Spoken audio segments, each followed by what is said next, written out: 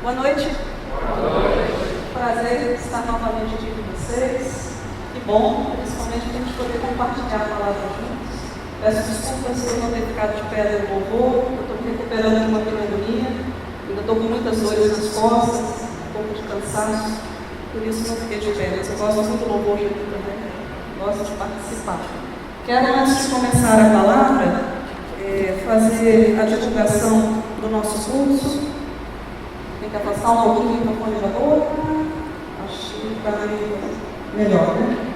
Nosso curso de sexualidade, começamos na sexta-feira passada, tivemos a nossa primeira aula, que foi a inaugural, e as aulas realmente do curso começam nessa sexta-feira. Se você tem interesse em fazer esse curso, vale a pena.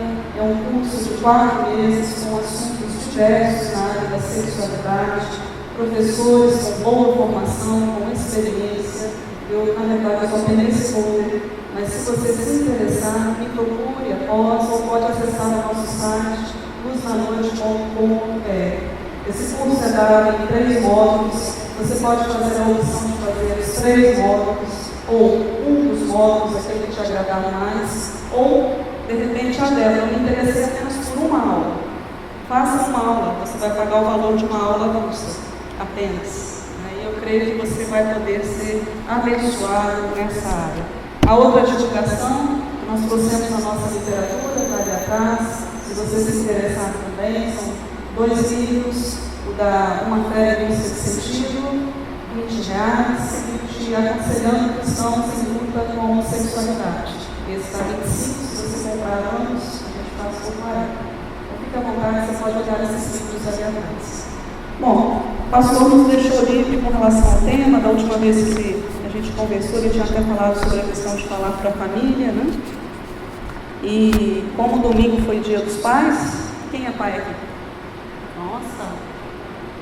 Quem está no projeto de ser pai? Tem alguém? Quem? Poxa, então primeiro, parabéns. Deus abençoe. Domingo vocês já festejaram, e a gente ainda está festejando, né? Por exemplo, na escola da minha filha, amanhã tem a comemoração do Dia dos Pais. Então ainda é uma semana de festejos. E eu queria, na verdade, nessa noite, compartilhar com vocês sobre um pai da Bíblia. E dentro desse compartilhamento, a influência que esse pai fez na vida de uma filha, inclusive também na área da sexualidade. Então, por favor, abra sua Bíblia no livro de Esther. Quem foi o pai de Esther? Quem já leu o livro de Esther? Levanta a mão aqui, por favor. Então, tá bom. Quem foi o pai de Esther? Se escola, sem abrir. Quem? Esqueceu o nome? Vamos lembrar, né? Esther tinha pai? Tinha, né? Nasceu de alguém, né? Todos abriram? Olha, na verdade, a gente vai comentar sobre todo o livro, mas a gente não vai ler o livro todo, né? Você vai poder, durante a semana, fazer essa leitura. São apenas 10 capítulos. Você pode recordar ou ler pela primeira vez o livro de Esther. Mas para você não ficar em morro de curiosidade, vamos lá, capítulo 2, versículo 5, 6 e 7. Nós vamos ler apenas esses 3 versículos para lembrar quem é o pai de Esther. Todos acharam? Ora, na cidadela de Suzã havia certo homem judeu, benjamita, chamado Mordecai. Olha aí o nome do indivíduo. Filho de Jair, filho de Simei, filho de Quis, que fora transportado de Jerusalém com os exilados que foram deportados com Jeconias, rei de Judá, a quem Nabucodonosor, rei da Babilônia, havia transportado. Ele criara a Adassa, que é Esther, filha de seu tio, a qual não tinha pai nem mãe. Esther era órfã. E era jovem, bela, de boa aparência e formosura. Tendo-lhe morrido o pai e a mãe, Mordecai a tomara por filha. Então Mordecai era o pai adotivo de Esther. Se for olhar pela condição do parentesco, na realidade, o parentesco original, Mordecai era o primo de Esther. Porém, ele não permaneceu nessa condição com ela. Ele a assumiu como filha. E ele a criou. E ele a cuidou como filha. Então, ele foi o pai de Esther. E é sobre esse pai que eu quero compartilhar nessa noite a influência dele sobre a vida de Hadassa, Esther. Amém? Vamos orar rapidamente? Deus, obrigada porque estamos aqui. Obrigada porque o Senhor está aqui.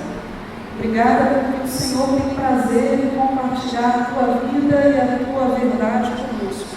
Que essa verdade faça sentido nas nossas noites, nas nossas vidas nessa noite. Em nome de Jesus. Amém. Bom, lembrando um pouquinho do contexto histórico, quando Assuero, que é o imperador, o rei da Pérsia, já havia acabado o cativeiro babilônico. Tá? E os judeus que estavam exilados naquela região da Babilônia, eles haviam recebido pelo decreto de Ciro, que era o avô de Assuero, a liberação para eles voltarem para Jerusalém. Mas a grande maioria deles não voltou. Por quê? Porque eles já tinham se estabelecido naquelas regiões, eles não queriam cruzar o deserto de novo e começar tudo de novo. Então o número de judeus que voltou para Jerusalém foi muito pequeno. E aí a história de Esther, ela se passa exatamente entre esse retorno do cativeiro e um período compreendido entre os capítulos 6 e 7 do livro de Esdras. Então esse período aí é contemporâneo, ele acontece simultaneamente. Tá? Suzã era uma das 3 capitais do Império Persa. E nessa cidadela, havia um palácio de inverno. E Assuero resolveu fazer um grande banquete. Adivinha quanto tempo levou esse banquete? Você já fez um banquete na sua casa? O banquete na minha casa leva 1 hora. É porque é o que eu tenho para servir. Mas Assuero levou nada mais, nada menos do que 6 meses promovendo, dando um banquete. 180 dias. Já imaginou isso? Onde todos compareceram. Os nobres, os monarcas, os príncipes, o povo. Assuero dava vinho real ao povo. E ele mostrava tudo. Ele mostrava as riquezas dos palácios, ele mostrava as suas posses, ele mostrava tudo. E aí chegou um ponto que ele não tinha mais o que mostrar. Tinha quem? A mulher, Vasti. Então ele queria expor, porque a Vasti era muito linda, muito bela. E há uma história aí, né? Por trás da negativa de Vasti atender o pedido da Assuero, porque ela diz, não, ela não quer se mostrar, porque parece que a Assuero queria que ela aparecesse nua e apenas com a coroa real. E ela não aceitou. Bom, isso são as histórias, né? O que acontece? Ela não aceitou e Assuero depois Vasti do trono. Aquela história, né? Se mantiver o que Vasti fez, todas as mulheres não vão se submeter aos maridos mais. Então saiu o decreto é nesse sentido, ó. Cada homem fosse senhor em sua casa. Está no capítulo 1, versículo 22. Já pensou um decreto desse tipo? Que cada homem seja senhor em sua casa. Então era um decreto para ensinar as mulheres o lugar delas ali naquele momento. Bom, a questão é o seguinte, né? Toda essa situação gera que Esther ensina. Quem era Esther? Órfã, judia, morando em terra estranha, sendo cuidada por Mordecai, o filho mais velho. Tá? E aí, é nesse momento que ela entra em cena. E é nesse momento que a figura de Mordecai aparece também, para fazer toda a diferença na vida de Esther. Não como seu primo mais velho, o parentesco, mas como seu pai adotivo, aquele que vai influenciar o futuro, o caráter e a fé de Esther. Então Mordecai fez diferença na vida de Esther, a quem tomou por filha. Um pai, você que é pai, ou você que está no projeto de ser pai, você pode fazer muita diferença na vida de seus filhos ou na vida de suas filhas? E é sobre isso que eu quero refletir com você. A diferença que um pai faz. A diferença que um pai faz. Um pai faz diferença no futuro dos filhos. Sabe quando? Quando ele se importa com eles. Um pai pode fazer muita diferença na vida de seu filho ou de sua filha, quando ele se importa com eles. Veja, pensa comigo. Quem teria sido Esther se Mordecai não tivesse se importado? Quem teria sido Esther? Se Mordecai não tivesse se importado. Uma moça como outra qualquer, daquele lugarejo, daquela cidadela de Suzano, uma órfã, uma judia em terra estranha, uma serva, uma escrava, uma anônima, quem sabe até uma prostituta. Porque Mordecai se importou com o futuro de Esther, esta jovem órfã veio a se transformar em uma rainha de um grandioso império da sua época. Olha, para você ter ideia, a Pérsia ela abrangia naquela época mais da metade do mundo até então conhecido. Assuero reinava de toda a extensão da Índia até a Etiópia. Eram em torno de 127 províncias ou territórios. Olha só, para onde que Esther foi parar. Ela era a rainha desse reino. Foi o casamento de Esther com o famoso monarca persa que deu aos judeus prestígio nessa corte e tornou possível a Neemias, que era contemporâneo, a reconstruir Jerusalém. Tem um historiador chamado Henry Halley, que ele chega a comentar o seguinte, que é impossível adivinhar o que teria acontecido à nação hebraica se Esther não existisse. Sem ela, Jerusalém jamais poderia ter sido reedificada, e outra poderia ser a história a contar em todos os séculos que se seguiram. Que importância, que relevância, porque um pai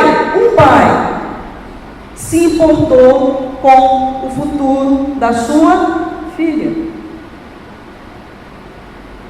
A condição dela foi transformada e elevada de um ser humano de um valor incrível. Se você lê o livro de Esther, você fica espantado. E a importância que Mordecai dava a Esther não era só o fato assim, olha, vem cá, eu vou te assumir como filha, eu vou pagar a escola, Esther, eu vou te dar comida, no futuro a gente vai ver um casamento, enfim, não era só isso. Mordecai ele realmente se importava, inclusive afetivamente. Quando Esther vai lá para aquele spa, né? Que era um spa, um concurso de beleza. Sabe quanto tempo as mulheres ficaram se preparando nesse concurso para aparecer para o rei? O rei escolheu uma delas. 1 ano, 6 meses imersas na mirra e 6 meses nas especiarias. Ô gente, que coisa boa, né? Mesmo que não ganhasse, já faria isso outro. Mesmo que não ganhasse, né? Imagina, você vai para lá e fica nesse spa. Imagina que vida, né? A Bíblia diz aqui no versículo 11, passeava 1 ano, Esther ficou no spa, real. 11, passeava Mordecai todos os dias, todos, diante do átrio das mulheres. E para que ele fazia isso? Para perguntar e saber de Esther. Ele se preocupava com a filha, ele se importava. Enquanto se fosse talvez com outro pai, não, tá lá, tá bem, né? Deixa eu cuidar dos meus negócios agora, já cumpri minha missão, já fiz meu papel. Não, Mordecai se importava. Eu imagino até que ele perguntasse lá, qual é a mirra que ela está usando hoje? Qual foi o perfume da hora que ela usou hoje? Eu acho que ele queria saber tudo o que se passava com aquela moça. Eu imagino um Mordecai desse tipo, eu não consigo imaginar outro Mordecai, né? Então, todos esses detalhes eram importantes para ele. Por quê? Porque Esther tinha significado e valor. Esther era sua filha. Gente, imagina Esther sabendo disso. Todos os dias ela sabendo que seu pai estava ali no ar perguntando notícia. Todos os dias vendo que ele se importava, que ele perguntava, que ele se preocupava. É tão bom quando alguém faz isso pela gente, né? Como é que você se sente quando alguém se lembra de você? Como é que você está passando? E aí, tudo bem? Você fica, né, satisfeito. Imagina o pai dessa judia órfã fazendo isso. E olha que interessante. À medida que Mordecai fazia isso, ele estava plantando uma outra semente no coração de Esther. Sabe qual era? Ele estava plantando a semente sobre o Pai do céu, o quanto ele se importa. Porque à medida que o pai terreno se importa com os filhos, a gente às vezes faz algumas transferências humanas sobre a medida que o Pai do céu se importa conosco. Tem um autor que escreve sobre isso, Josh McDowell, que diz o seguinte: é muito comum as crianças pensarem que Deus as valoriza da mesma maneira que os seus pais as consideram. Se o pai é amoroso, cordial e cuida delas, tendem a pensar em Deus como amoroso, cordial e cheio de cuidados. Mas se o pai é encarado como frio, distante e ocupado com coisas mais importantes, Esther, pera lá, minha filha, eu tenho mais o que fazer. O que acontece? Elas provavelmente sentirão que Deus é inacessível e tem interesse por elas, como indivíduos. Olha que grande responsabilidade, missão e privilégio de um pai. Demonstrar para o seu filho, através da sua atitude, o quanto Deus se importa conosco, o quanto Deus está presente, o quanto Deus nos ama, o quanto Deus também quer saber de todos os detalhes, até da mirra, das especiarias, né? do Chanel da vida que você está usando, Paco Rabanne, só coisa chique. Deus quer saber. E você, pai, é aquele que demonstra isso. Você demonstra para o seu filho, para a sua filha, o valor que eles têm como pessoa. E quando você faz isso, você lança sementes, alicerces que não vão se afastar nunca. Lembra lá? Ensina a criança no caminho que deve andar, mais tarde ela não vai se desviar. Não é um caminho só informativo, né? De eu ficar aqui, olha, assim, assim, assim. Não, é um exemplo, é uma demonstração, essa atitude de Mordecai de todos os dias, de um ano, no átrio das mulheres. Não devia ter um homem para conversar, ele conversava com os eunucos, para saber notícia da filha. É impressionante, né? É muito impressionante. E aí, quando ele fazia isso, ele demonstrava que Deus se importava com ela e que futuramente Deus se importaria com todos os judeus. Que a gente vai ver isso daqui a pouco, né? Na história da vida desses judeus, não só de Esther. Deus tinha um plano na vida de Esther. Deus tem um plano na vida dos seus filhos. Deus tem um plano na vida dos órfãos. Deus tem um plano na vida dos filhos e das filhas e usa homens como Mordecai e você para transmitir isso, para abençoar. Homens que veem a paternidade não apenas como a satisfação de um desejo íntimo e pessoal de terem filhos, ou quem sabe como uma mera parte do casamento. Casamos, né? Vamos reproduzir, vamos lá. Ou então, pior, ver a paternidade como um descuido. Meu Deus, está grávida. Antes ou depois do casamento? Não, antes não acontece isso comigo. Enfim, mas como um descuido, um acidente de percurso, não.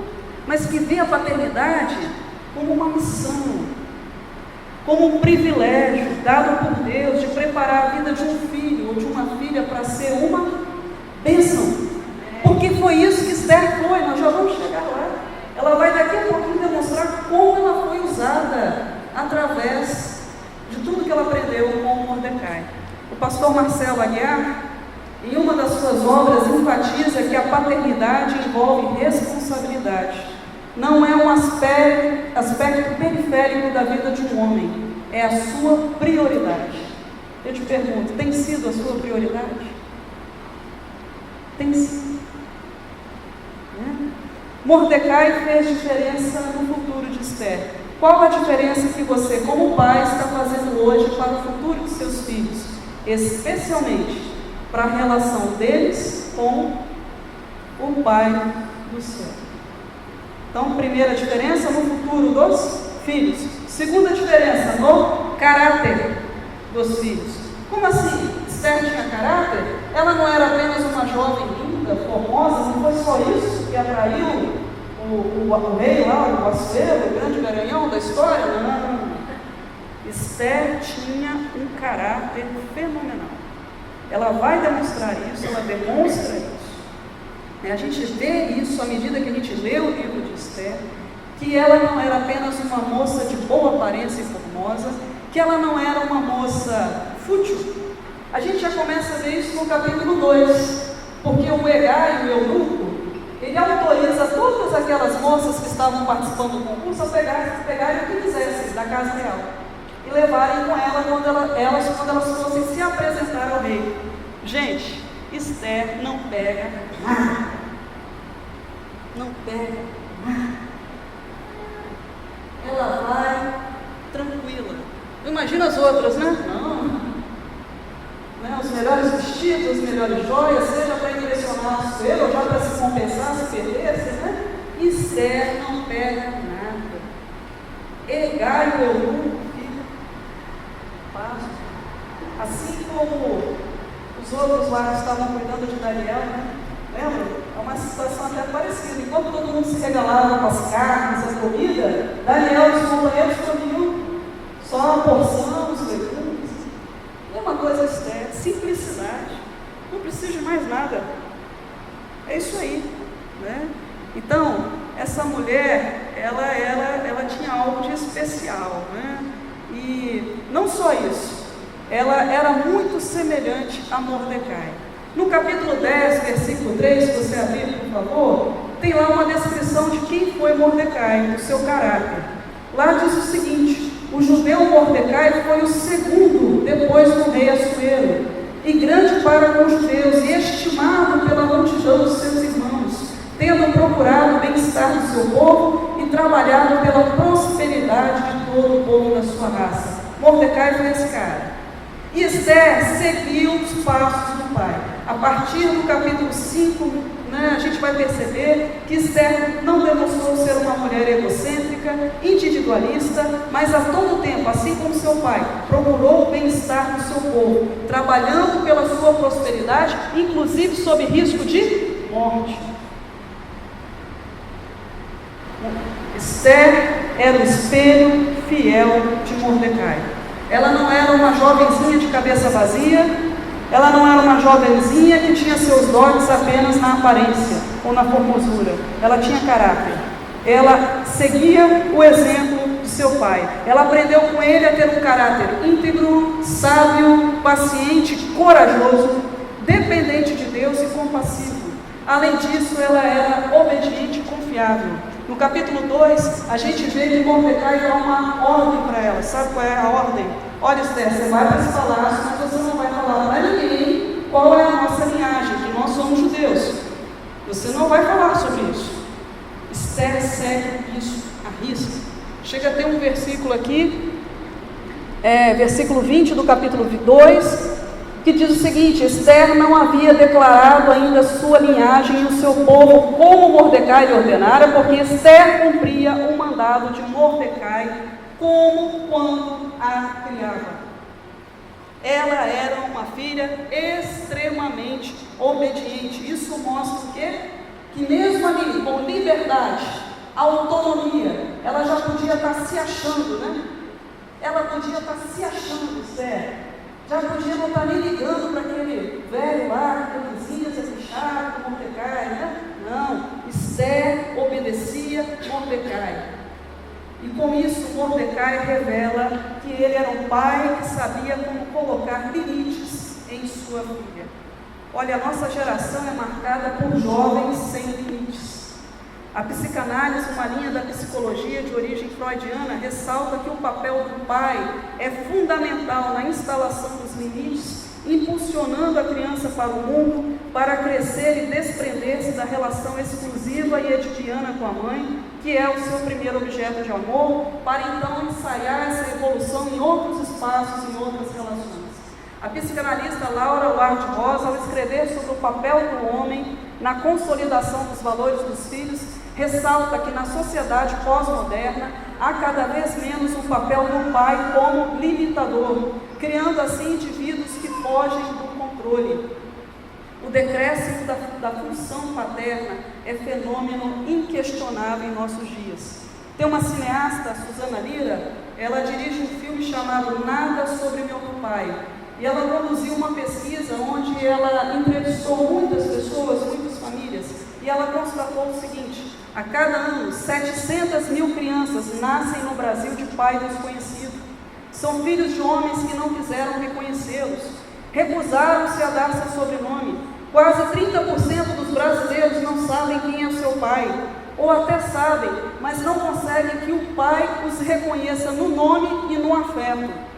Susana já entrevistou gente em 5 cidades brasileiras e viu e ouviu que sabemos: a ausência paterna contribui para a criminalidade juvenil.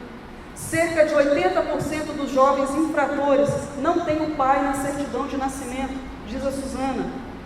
Ela entrevistou meninas infratores, meninos da periferia. Ficou claro que com a sobrecarga das mães solteiras que trabalham fora o dia inteiro, o jovem sem pai é muito mais vulnerável ao desvio e à delinquência.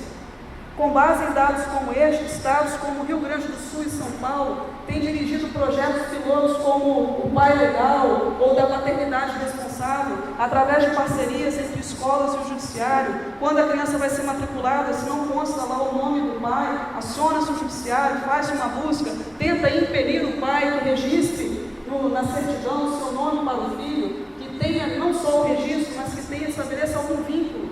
E isso, soluções como essa, têm viabilizado que reduzam os índices de evasão escolar, comportamentos antissociais, delinquência juvenil, consumo de drogas, vandalismo e prostituição infantil. Falei que ia falar sobre sexualidade também, estou falando. Entendeu como é que a sexualidade funciona? É assim, né? Nunca é o ato. É o que gera o ato, né? E não que tudo também seja justificável, mas é compreensível. Então, facilita, né? Olha esses dados alarmantes da obra do Josh McDowell. Ele cita algumas pesquisas. O Dr. Warren Moshe analisou os números do Censo Nacional Americano e descobriu que a ausência do pai é um fator mais preponderante que a pobreza na delinquência juvenil.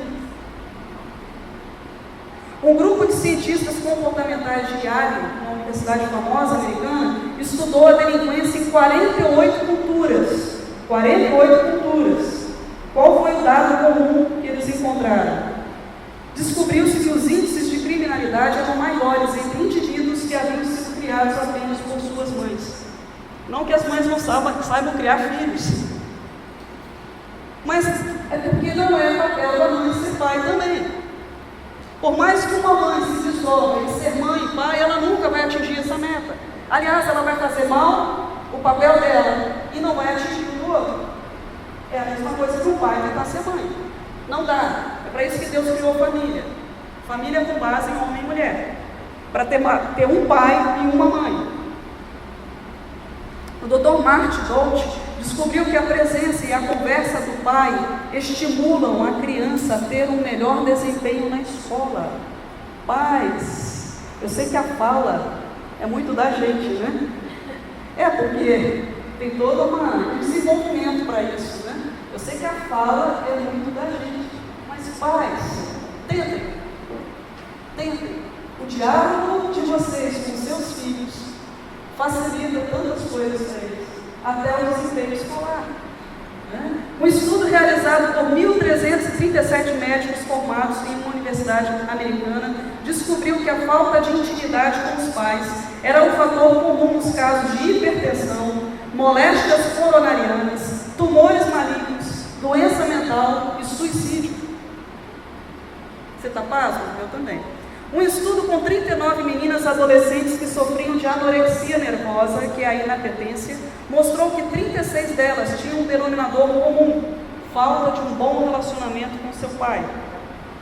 Os pesquisadores de uma outra universidade americana descobriram que as adolescentes que viviam em famílias sem um pai tinham 60% a mais de probabilidade de praticar relação sexual pré-conjugal do que aqueles que tinham 2 progenitores. No livro Educando Meninas, esse livro é fantástico, é o James Dobson que escreve Educando Meninos e escreve Educando Meninas. No livro Educando Meninas, ele revela dados de pesquisa de que meninas com um bom pai têm menor probabilidade de se oferecerem ostensivamente para buscar a atenção de homens. Você entendeu o que eu quis dizer? Entendeu? Oferecer ostensivamente para buscar a atenção de homens. O que ela está buscando nesses homens?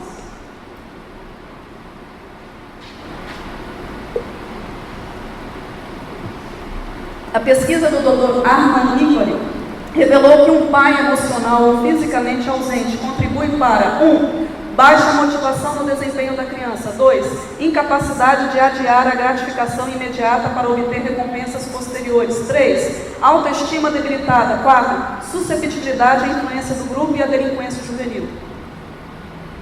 Pesquisas alarmantes, né? Deixa a gente preocupado, né? Lembra de uma coisa, só antes que você fique meio, puxa, estou com medo, né? Mordecai era tão humano quanto você. E eu tenho certeza que ele fez muitas coisas boas, mas ele também falhou muitas vezes, porque ele era humano. Então, no lugar de ficar assustado, a gente vai para onde nessas horas?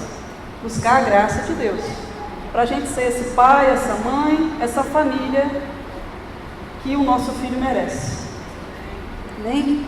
E eu quero acrescentar mais um dado dessa pesquisa, que é a questão da homossexualidade. É o meu assunto carro-chefe. Já temos feito esse ano, foi o 12º seminário sobre sexualidade. Todos os anos as pesquisas, os estudos nos dirigem para quê? Que as famílias disfuncionais, ou seja, famílias com ausência paterna ou mesmo materna, elas podem contribuir para uma vulneralização na homossexualidade. O indivíduo pode se tornar vulnerável a isso, como pode se tornar a delinquência e tantas outras coisas que colocamos aqui. Então, a gente conclui dizendo essa fala sobre o quê? Pai, você é muito importante para o futuro e a formação do caráter do seu filho ou da sua filha. Eu estou toda hora frisando, né? Eu não estou falando filhos, porque há uma tendência de que o pai educa o menino e a mãe educa a menina. Isso é equivocado. O pai também tem sua parte na educação da filha. E ele contribui, inclusive, para a construção da sexualidade, da feminilidade. O pai é o primeiro homem que essa menina vai ter na sua vida, com quem ele vai se relacionar. E se essa relação for boa, for legal, ela vai procurar um homem igual a você. Amém? Você quer que ela procure um homem igual a você para se casar? Então, não relegue a sua parte na missão para babá, para empregada, para a escola, porque a terceirização agora é na escola, para a igreja ou para a sua mulher. Isso também é terceirização, né? Ou secundarização, a terceirização é fora, né? Você tem a sua parte, e essa parte você precisa fazer. Jesus, né? Ô, gente. Pois é, a palavra também bate em mim, embora não seja pai, né? Mas a gente fica aqui divagando sobre como Deus pode nos usar, né? À medida que a gente se expõe para esse lugar. Então isso é independente. Tá? O último trecho aqui que eu quero citar, antes de entrar no terceiro e último ponto. Heine, na obra do Dr. Josh, escreve a respeito do seu pai. Como um jovenzinho sensível, meu radar captava muito mais da vida de meu pai do que ele imaginava. Durante os anos perigosos da adolescência, ele foi o modelo e herói de que precisei, e ainda é. Ele me ensinou a importância do trabalho duro e de completar uma tarefa. Aprendi sobre um compromisso duradouro com Ele. Jamais temi que meus pais se divorciassem. Meu pai era absolutamente dedicado à minha mãe. Eu me sentia seguro e protegido. Mais importante ainda, ele me ensinou sobre o caráter. Ele fazia o que era certo, mesmo quando ninguém estava olhando. Jamais o ouvi falar de não pagar impostos. Ele os pagava sem resmungar. Sua integridade era impecável. Nunca o ouvi mentir, e seus olhos sempre exigiam a mesma verdade em troca. A imagem mental do seu caráter ainda abastece e energiza a minha vida hoje. Amém? Um pai que se importa faz diferença no futuro e no caráter da vida dos seus filhos e filhas. Você se importa? Terceiro e último ponto da nossa reflexão. Um pai faz diferença na fé dos seus filhos. Um pai faz diferença na fé dos seus filhos. O interessante sobre o livro de Esther é que nenhuma vez ele menciona o nome de Deus. Isso é um fato curioso, né? Em nenhum momento o livro de Esther menciona o nome de Deus. Mas Deus está encharcado nesse livro. Ele está ali em cada página cheia de Deus. Comentaristas dizem que se o nome de Deus não está, o dedo dele está o tempo todo. O Deus da providência se revela em todos os acontecimentos deste livro. A começar dessa paternidade com Esther. É o Deus da providência agindo. Quando talvez Esther não esperasse mais nada, órfã, judia, em terra estranha, quem era ela? Quem ia cuidar dela? Quem ia se importar com ela? Deus provê um pai, um paizão para ela. O Mordecai é o Deus da providência, agindo, amparando ela na orfandade. Depois, quando Esther está na condição de rainha, aparece lá o tal do Amã, né? Uma figura curiosa. Eu gosto desse Esther, eu dou boas risadas, né? Com tudo que acontece com Amã. Eu creio realmente que Deus tem todo um senso de humor, né? Agindo com Amã. Mas enfim, não vou falar sobre isso agora. Mas Amã, o que Amã faz? Ele planeja a matança de todos os judeus, todos, naquela cidade de Sudã. Ele faz isso, ele envolve Assuero entra no esquema e sai lá o decreto, né? E quem era judeu? Também? A rainha. Oh, não é que a rainha é judeu? Não é? Parece uma coincidência, né? Não é que a rainha é judeu? Só que ela não tinha falado com ninguém, porque Mordecai havia prevenido Esther. E aí Mordecai, ele se veste de pano de saco e cinzas, e Esther quer saber o que acontece, manda ele trocar a roupa, ele não tem como trocar a roupa, e ele manda o decreto para ela ler, e que ela vai conversar com o rei, e aí Esther olha e fala, pera lá, não posso fazer isso. Tem 30 dias que o rei não me chama. 30 dias, gente, que o rei não me chama, imagina que situação. E você sabe muito bem, ô papai, que aquele que se apresentar sem ele chamar, o que pode acontecer? Morte. E você sabe também, papai, o que aconteceu com a rainha anterior, quando ela desrespeitou a ordem dele. Então eu não tenho condição de aparecer lá. Isso é absurdo, inimaginável. E aí, gente, que interessante, né? O confronto de Mordecai. Mordecai, esse pai, ele faz um confronto para Esther. Mordecai não chega para Esther e fala assim, ô Esther, você me deve isso. Eu cuidei de você. Você lembra aquelas horas de sono? Mãe que agora faz isso. Você lembra aquelas horas de sono que eu passei acordada? Aquela escola que eu paguei para você, a sua faculdade cara, o carro que eu te dei, enfim, todo o investimento externo, você me deve isso. Vá lá, faça. Não, Mordecai não faz isso. Ou então, você não vê Mordecai agredindo a Esther, né? Ô menina covarde, você é que puxou, eu disse isso em casa. Não, Mordecai humilha a autoestima de Esther. Ele não acusa, ele não tenta lançar um peso sobre ela, ele não manipula a coisa. Mordecai é sábio. Mordecai é firme. Mordecai é objetivo e totalmente claro. Sabe por quê? Porque ele conhece o potencial da filha. E ele sabe que essa mulher, nas mãos de Deus, pode ser a solução do problema, se ela for confrontada do modo certo. Mordecai confia também, ele conhece e confia a educação que ele deu para a filha. E mais, Mordecai conhece Deus, o Deus da providência. Então ele escolhe as palavras certas, estão lá no capítulo 4, né? Versículo 13 e 14. Ó Esther, não imagines que por estares na casa do rei, só tu escaparás de entre os judeus. Porque se de todo te calares, agora de outra parte se levantará para os judeus socorro e livramento, mas tu e a casa de teu pai perecereis. E quem sabe, Esther, presta atenção, será que não foi para essa conjuntura que você foi elevada a rainha? Mordecai ele vai na rainha e diz, todo mundo, presta atenção, todo mundo tem um propósito na vida, todo mundo tem uma razão de existir. Você acha que não? Você é daquele que acorda e, puxa, eu já me sinto culpado por existir, eu queria morrer hoje. Você sabia que todo mundo tem um propósito?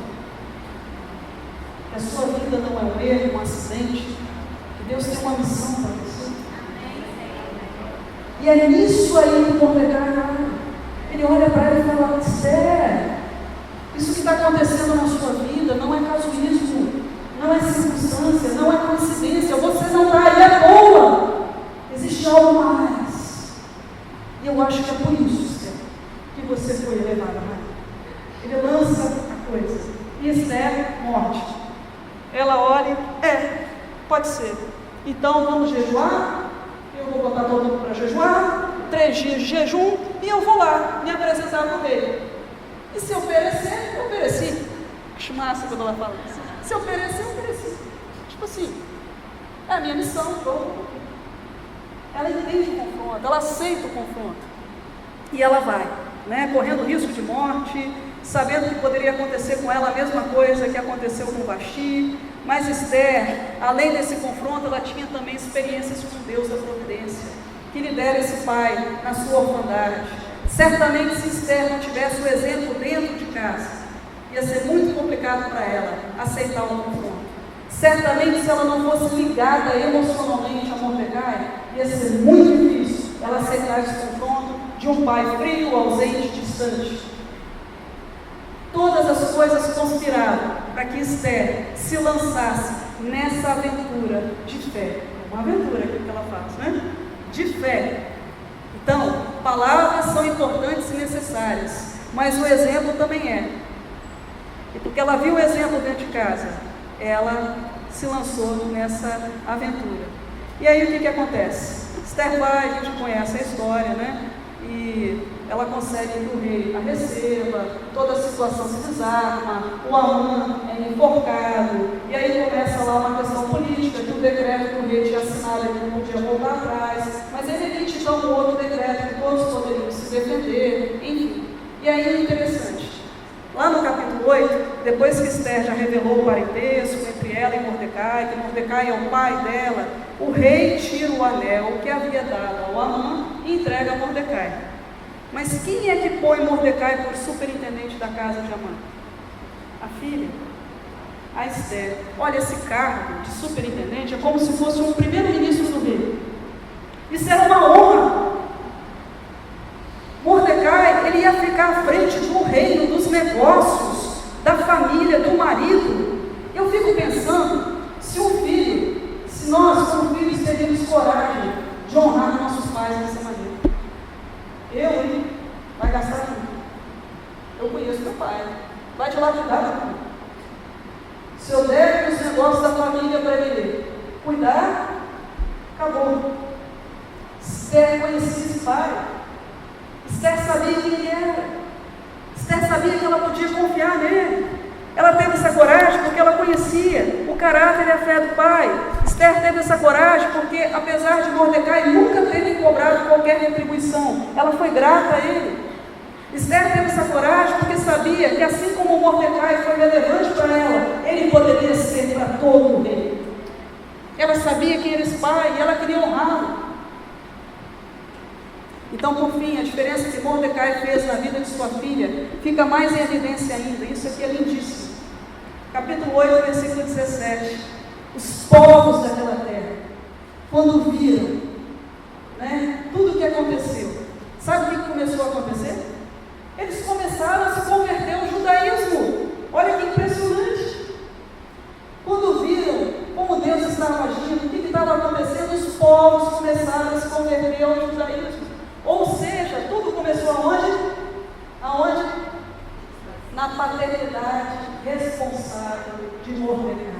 As sementes plantadas, desde lá, dessa infância, desse cuidado. Eu não sei o momento que serve a obra, mas desde o momento em que ele ampara, o negócio vai além de fronteiras. Gente se convertendo ao judaísmo, gente pagã. Isso é incrível. Quando um pai entende a paternidade como uma missão dada por Deus e investe nela, a repercussão dessa obra pode ser muito além do que ele imagina. A diferença que um pai faz certamente não caberá apenas na vida de um filho ou de uma filha, mas abençoará gerações, sejam da própria família, seja de quantos aqueles que Deus tiver em missão. O seu papel é tão relevante. Não negocie o seu trabalho ou outros coisas. Eu sei que hoje a gente vive numa vida tão difícil, tão corrida, A respiração da gente fica igual de cachorrinho o tempo todo. A gente está correndo tanto, a gente não para nem para respirar. Mas nossa, não dá para negociar. Não dá para negociar. Eu quero concluir dizendo o seguinte: nós sabemos que por parentesco, Mordecai era o primo mais velho de Esther. Porém, não foi como primo que ele fez na diferença na vida de Esther, foi como pai. Mordecai poderia ter sido apenas o que as circunstâncias naturais sugeriam, ou seja, o primo. Porém, Mordecai fez uma escolha. Todos nós fazemos escolhas. Você agora, meu ouvinte, está fazendo uma escolha, sabia? Você está fazendo escolha.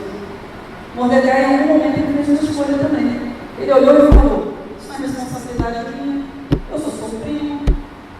Mas aí, do outro lado da escolha foi qual? Eu vou amparar. Eu vou cuidar. Eu serei o pai. Eu serei o pai. E eu não seria apenas um pai do mundo. Isso são as circunstâncias naturais. Paga contas, escola, alimento. Não, um pouco mais longe. Eu vou um pouco mais longe. E assim como Mordecai, na nossa vida, todos nós temos direito de fazer escolhas. Nós fazemos escolhas o tempo todo. O tempo inteiro nós estamos fazendo escolhas. Mesmo que a gente não pense muito sobre elas, nós estamos escolhendo até não pensar para fazer escolhas. E qual é a nossa escolha? A nossa escolha é ser apenas o que as circunstâncias naturais sugerem. Deve estar todo mundo no mesmo barco, todo mundo faz as mesmas coisas. Essa vida corrida é essa. Todo mundo está fazendo as mesmas coisas, são as circunstâncias naturais. Você está plenamente justificado. Nós estamos. Ninguém vai nos cobrar isso. Mas a gente pode fazer uma escolha. Pode fazer uma escolha de mudar com isso e pagar o preço dela. E quando isso acontece, nós fazemos diferença. Essa semana é uma semana de celebração, de desafios, de festas, de homenagem, de entrega de presentes, mas também uma semana de desafios. Você pode sair daqui hoje sendo apenas um pai. O pai que as circunstâncias naturais te sugerem. Ou você pode aceitar o comissionamento de Deus, ir além e se tornar o pai que Ele quer que você seja para o seu filho ou para a sua filha. Um pai que faça a diferença no futuro, no caráter e na fé do seu filho ou da sua filha. Essa é uma escolha, é um desafio para você. Mas não é um dia de desafio apenas para os pais. É um dia de desafio também para os filhos e filhas, que diante de uma palavra como essa, podem vir a se sentirem entristecidos pela ausência física ou emocional de seus pais durante toda a sua vida. Só que hoje não é um dia de condenação, não é um dia de acusação. Se for para esse lado, você vai viver o que a circunstância natural te sugere, que é qual? A culpa é dele. Eu sou assim e eu faço isso porque a culpa é dele. Isso é a circunstância natural. Qual é o ir além? Você aceitar o desafio do perdão. Quem sabe hoje você precisa perdoar seu pai ou a sua mãe, apesar da palavra ser para paz. Então é tempo de perdoar, é tempo de entregar esse sentimento de tristeza ou mágoa a Deus. É tempo de, com a maturidade que você tem hoje, que você não é mais a criança, quem sabe você ser um instrumento em seu lar, agora, que irá promover a restauração, uma reaproximação entre você e seu pai. É um desafio grande, né? Difícil, mas Deus é por nós, né? E Deus que nos leva a avançar. E o último desafio é para você que ainda não tem uma relação de intimidade com Deus, o Pai do céu.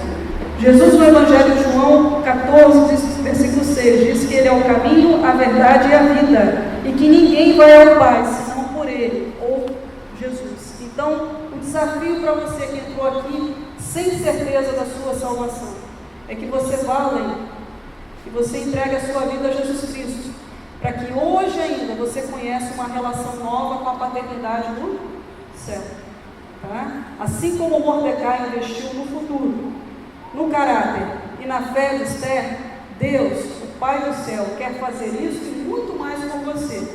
Ele quer dar a você o perdão pelos seus pecados e a garantia de vida eterna com Ele no céu. Então, se você quer dizer sim para um desses 3 desafios, eu quero convidar você.